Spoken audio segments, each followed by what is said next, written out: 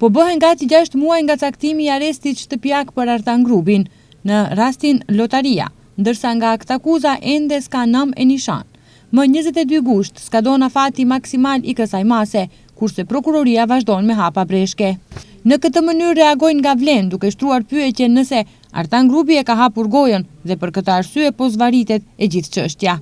Ndërkohë Vlen thotë se pluhur ka zënë edhe dosja për të cilën Grubi përfundoi në listën e zezë amerikane dhe opinioni me të drejtë pyet se ku ka mbritur kjo çështje.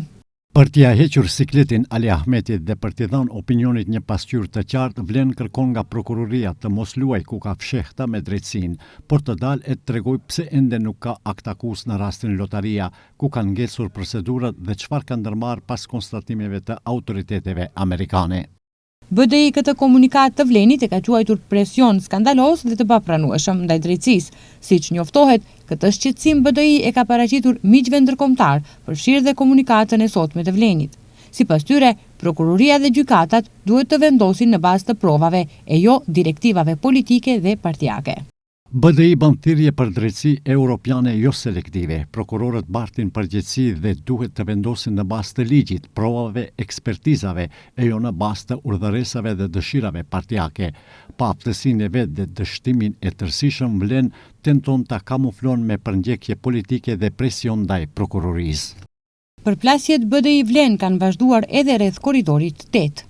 Sipas informacioneve të BDI-s, në teren po punohet me raport pothuajse 4-1 në favor të korridorit 10D, Prilep Manastir, ndërsa mekanizmi, fuqia punëtore dhe dinamika e realizimit janë zhvendosur në dëm të korridorit 8, siç thonë integristët, për shkak të urdhërit politik që korridori 10D të përfundojë deri në zgjedhjet e ardhshme në pranverë, që pushteti ta përdorë si projekt elektoral.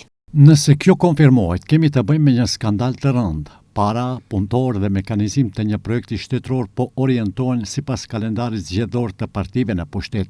Kërkojmë transparencë të menjëhershme, sa punëtor, sa mekanizim dhe sa mjete financiare janë angazhuar aktualisht në korridorin 10D dhe sa në korridorin 8. Kush e ka marrë mendimin për këtë raport dhe me çfarë arsyetimi?